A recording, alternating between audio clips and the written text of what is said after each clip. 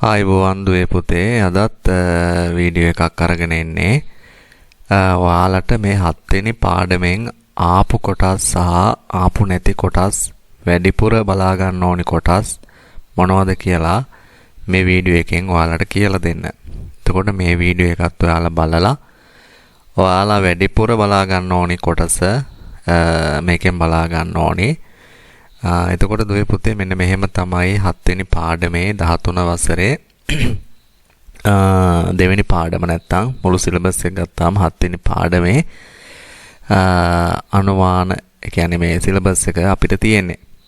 එතකොට මෙන්න මේක හරිය ලේසි පාඩමක් දුවේ පුතේ විභාගෙට ගොඩාක් ප්‍රශ්න අහපු පාඩමක් හැටියට තමයි මේ පාඩම පෙන්වා දෙන්න පුළුවන්කම තියෙන්නේ. එතකොට මේකෙන් හැම සැරේම ලොකු ප්‍රශ්න ප්‍රමාණයක් ඇවිල්ලා තියෙනවා. හැබැයි මේකෙන් ලේසියෙන්ම ලියන්න පුළුවන් කාට වුණත් සාමාන්‍යයෙන් මේක ලියා ගන්න පුළුවන් පාඩමක්. ඉතින් මේක අතෑරලා විභාගේ වෙන ප්‍රශ්න අපිට තෝරගන්න ගියාම මේ අමාරුයි. ඒ නිසා මේ පාඩම ලේසි පාඩමක් නිසා දුවේ පුතේ මේ පාඩමෙන් එන ටික ඔයාලා අතාරින්න නැතුව මේක ලියන්න උත්සාහ කරන්න පාඩම් කරන්න. එතකොට 7.1 7.2 7.3 7.4 කියලා තමයි පාඩම තියෙන්නේ. මේ දෙකෙන්ම වැටෙන්නේ 7.1න් ධර්ම දූත සේවාවන් බුදුහාඳුරන්ගෙන් සහ භික්ෂු භික්ෂුණීන්ගෙන් විච්ච සේවාවන්. එතකොට මේ සැරේ පළාත් පේපර් වල ගත්තාමත් මේකෙන් ප්‍රශ්නයක් හදලා තිබුණා. හැම පළාතකම වගේ මම බලපුවාම තිබුණා. එතකොට ත්‍රිවිධ තේරවාද සංගායනා ගත්තාම සංගායනා ගිය සැරේ ප්‍රශ්න දෙකක්ම තිබුණා. එතකොට ඒක ලේසි ලියන්න. එතකොට අශෝක අධිරාජ්‍ය කනිෂ්ක රජතුමා 7.3 ඊට පස්සේ විශ්වවිද්‍යාල 3 මේ විදිහට තමයි සිලබස් එක තිබුණේ. එතකොට දුවේ පුතේ ඔන්න ඕක කොහොමද අපි ආවේ කියලා බලමු.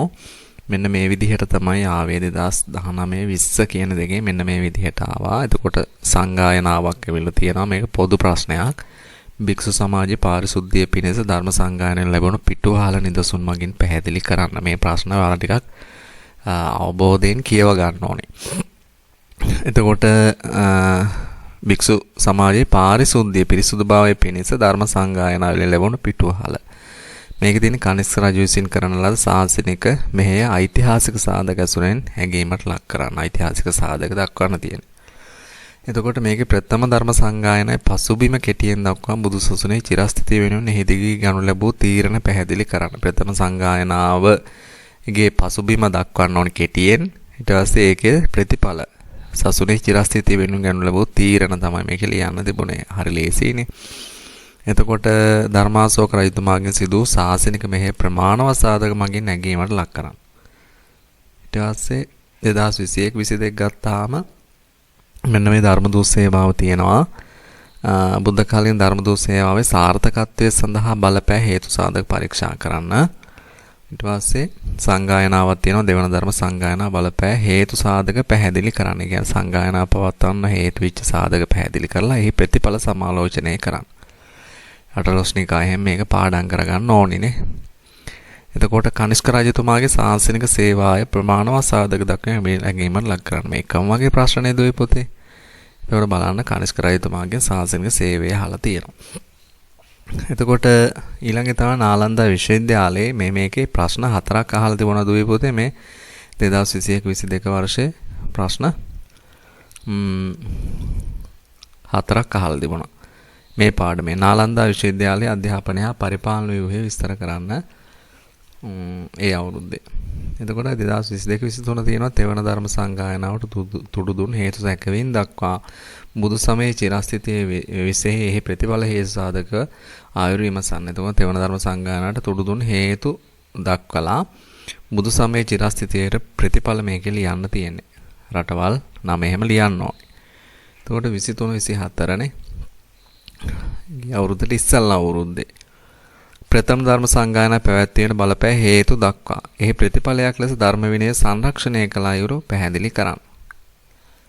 එතකොට බුද්ධ කාලීන ධර්ම දූත සේවාවේ සාර්ථකත්වයේ භික්ෂූන්ගෙන් ඊට වූ දායකත්වයේ නිදසුන් මගින් දක්වමින් සාකච්ඡා කරන භික්ෂූන්ගෙන් ඊට විච් එක. එතකොට ගිය අවුරුද්දේ තිබුණා දුවේ පුතේ මෙන්න මේ ටික ත්‍රිවිධ ධර්ම සංගායනා සඳහා නායකත්වයේ දුන් මහා තෙරවරුන්ගේ සේවය ඇගීමට ලක් කරන්න. එතකොට පොදුවේ මේ නායකත්වයේ දුන් තෙරවරුන්ගේ සේවය ඇගීමට ලක් කරන්න. මේක ඉතින් ගොඩක් අයට හිතන්න පුළුවන් මේ සංකීර්ණ ප්‍රශ්නයක් කියලා. එහෙම සංකීර්ණ ප්‍රශ්නයක් නෙවෙයි මේක. දෙවන ධර්ම සංගායනා මේ මහා කාශ්‍යප හාමුදුරුවෝ කරපු සේවාවන් ටික තමයි මේකේ ලියන්න තියෙන්නේ පළවෙනියට. ඊට පස්සේ දෙවෙනි ධර්ම සංගායනා ගත්තාම ඕකේ අසරේවත සාලෝම ඔය හාමුදුරුවෝ කරපු විශේෂ වැඩ ටිකක් තියෙනවනේ. නේද? ඒ දස වස්තු විනිශ්චය කරන්න උබ්බාහිකාව පත් කරපේවා. ඒ පිළිබඳව මේකේ ලියන්න පුළුවන්. ඊට පස්සේ දෙවන ධර්ම සංගායනාවේ මොග්ගලී පුත්තිස්ස හාමුදුරුවෝ වහන්සේ කරපු සේවාවන් ලියන්න පුළුවන්. මේකේ අනිත් එක කනිෂ්ක රජතුමාගේ කරන් ලියන්න පුළුවන්. එතකොට බුදුසසුනේ චිරස්ථිත උදෙසා පවත්වන ලද ධර්ම සංගායනා විශේෂ ಭಾರತೀಯ රජවරුන්ගේ ලද අනුග්‍රහය ප්‍රමාණය කරන්න. රජවරු කොච්චර මේකට කැප වුණාද කියලා ඔයාලා ලියන්න ඕනි. එතකොට දායකත්වයේ කීපා මෙසේ දායකත්වයක් නෙවෙයි අනුග්‍රහයක් නෙවෙයිනේ දෙන්නේ. ඒ සඳහා අවශ්‍ය කටයුතු සූදානම් කරේ කොහොමද කියලා ලියන්න ඕනේ. එතකොට ආයෙ ඇවිල්ලා තියෙනවා නාලන්දා විශ්වවිද්‍යාලයේ මේක ඇවිල්ලා තියෙන කෙටි සටහන් ලියන්න 8 4 වෙනි කොටසට තමයි ආවේ. 8 4 වෙනි ප්‍රශ්නයට තමයි ආවේ. ඒ කියන්නේ 8 2 4 නාලන්දා විශ්වවිද්‍යාලයේ ඇවිල්ලා තියෙනවා. මම එතකොට කෙටි ප්‍රශ්න දුවේ පුතේ මේ බලන්න 2019 5ක් තියෙනවා 20ත් 5ක් තියෙනවා. 21 22 ගත්තාම 1 2 3 4 5 6 7 8යි. බලන්න ලේසි නෑ මේක. මේ පාඩම කවුරු හරි අතාරිනවා නම් මේ MCQ 8 ගන්න බෑ ලකුණ. 1 2 3 4 5 6යි. මේ 6යි. මේ බලන්න 1 2 3 4 5 6 7 8යි. 1 2 3 4 5 6 7යි. එතකොට සාමාන්‍ය 8ක්වත් එයි කියලා හිතාගෙන ඔයාලා යන්න 5කට වැඩිය නම් එනවා බොහෝ වෙලාවට. එතකොට මේ පාඩමේ MCQ අමාරු නෑ. ලකුණු 8ක් අපරාධය ගන්න පුළුවන් මේ පාඩමට මහන්සි වුණොත්. එතකොට දුවේ පුතේ මෙන්න මෙහෙම තමයි ඇවිල්ලා තියෙන්නේ.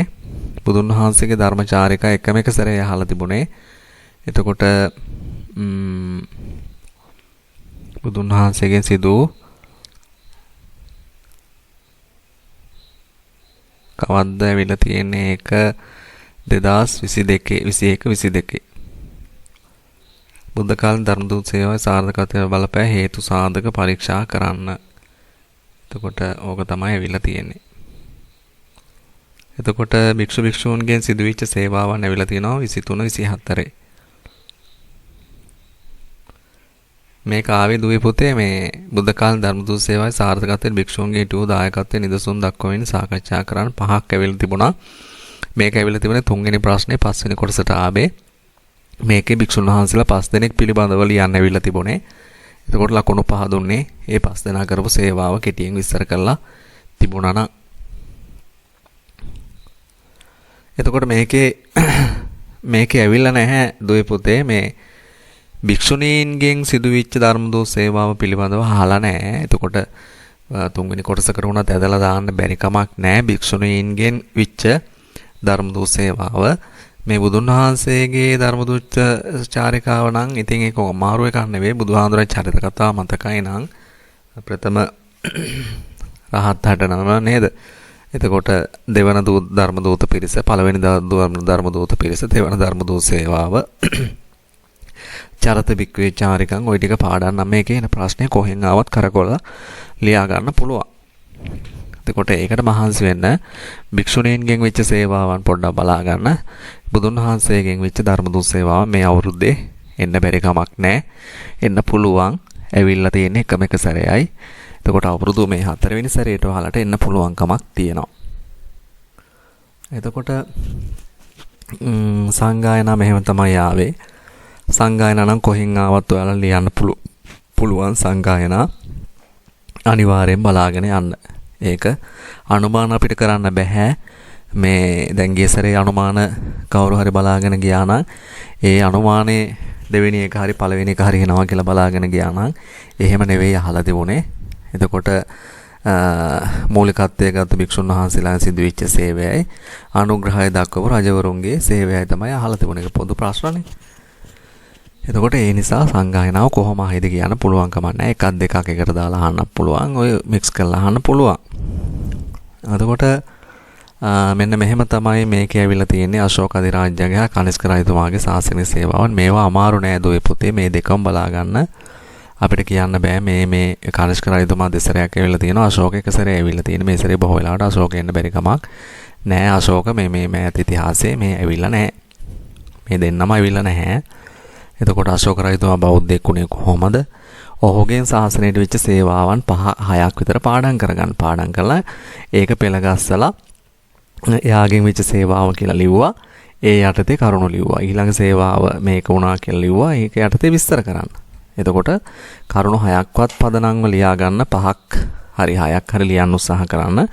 බෞද්ධයෙක් වුණේ කොහොමද කියලා මතක තියාගන්න. අන්න ඒ වගේ ඒවා තමයි මේ දෙකේම එහෙම තමයි. එතකොට නාලන්දා විශ්වවිද්‍යාල ගත්තාම විශ්වවිද්‍යාලයේ මේ ඇවිල්ලා නැහැ මේ විශ්වවිද්‍යාල දෙක. එතකොට මේ සැරේ එන්න බැරි කමක් නැහැ. කෙටි සටහන් වලට වික්‍රමශීලා විශ්වවිද්‍යාලය හෝ වලබ විශ්වවිද්‍යාලය පොදු ප්‍රශ්නයක් දුන්නොත් දෙන්නත් පුළුවන්. අධ්‍යාපනය හා වික්‍රමශීලාවේ අධ්‍යාපනය හරි වලබ විශ්වවිද්‍යාලයේ අධ්‍යාපනය හරි දෙන්න පුළුවන්. මේවා බලාගෙන ගියා කියලා අපත යන්නේ නැහැ. කෙටි සටහනකට හරි දුවේ පුතේ ලියා ගන්න පුළුවන්. මේ විශ්වවිද්‍යාල දෙක වැඩිපුර බලා ගන්න.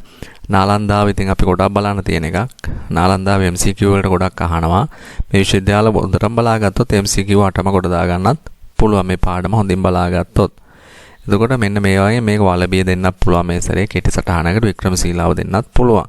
පොදු ප්‍රශ්නයක්. ඒ කියන්නේ රචනා ප්‍රශ්නයක් දෙන්නත් බැරි කමක් නැහැ. නේද? ඒ අධ්‍යාපනය හා පරිපාලන ව්‍යුහය පිළිබඳව වික්‍රමශීලාවේ තියෙන වැදගත්කම පැහැදිලි කරන්න ඒ වගේ ප්‍රශ්නයක් දෙන්න බැරි කමක් නැහැ. එතකොට වලබියත් බලා ගන්න. එතකොට මෙන්න මේ ටික ඔයාලට බලාගත්තාම ලේසි. එතකොට සංගායනාව ඔය විදිහට ආවා. ඒක මම නැවත ඔය ඕමනා නිසා දාගත්තේ. හරි. එතකොට මෙන්න මේ විදිහට තමයි දුවේ පුතේ මේ 7 වෙනි පාඩමෙන් ප්‍රශ්න ටික ඇවිල්ලා තිබුණේ. ඔයාලට යම් අවබෝධයක් එන්නේ නැති කියලා විශ්වාස කරනවා. ඔයාලගේ මොනවා හරි අදහස් තියෙනවා නම් යටින් කමෙන්ට්ස් කරන්න. ලයික් කරන්න. ඔබ සියලු දෙනාටම සුබ දවසක් වේවා කියලා ප්‍රාර්ථනා කරනවා.